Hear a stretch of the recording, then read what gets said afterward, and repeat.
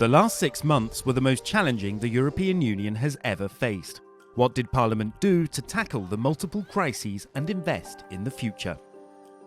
MEPs kicked off the year by welcoming the Commission's European Green Deal and pushing for its cornerstone, the climate law, to reduce CO2 emissions by 55% by 2030. From high hopes to big changes, MEPs from 27 member states bid goodbye to their British colleagues.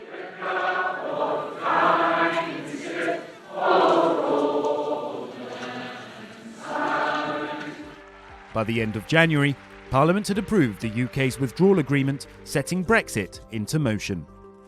While one partnership came undone, another was forged. The EU-Vietnam trade deal, accepted by a majority of MEPs, removes nearly all tariffs while protecting European standards and values. By far the biggest challenge of 2020 was the COVID-19 pandemic.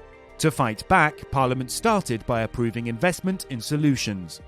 Research into treatments and vaccines were prioritised through Horizon 2020. There are roughly 20 teams around the world working on that, and we are going to see a variety of answers to that, and then we have to see what is the most plausible one to mass produce. The EU began investing hundreds of billions of euros in support programmes for small businesses, healthcare, the most vulnerable, and humanitarian aid to make sure no one is left behind. While battling one of the biggest health crises to date, MEPs kept democracy alive by working from home and voting remotely for the first time ever.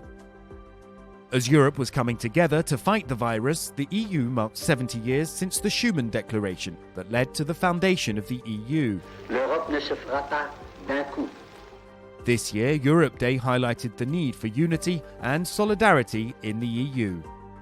While COVID-19 was spreading across the continent, so was fake news. In June, Parliament established a special committee on foreign interference in all democratic processes in the EU, including disinformation. Border closures introduced to slow the spread of COVID-19 were a setback for freedom of movement. If there is one asset for which the European citizens do appraise the European experience, is precisely because free movement, it is of the essence. Without Schengen, there will be no recovery.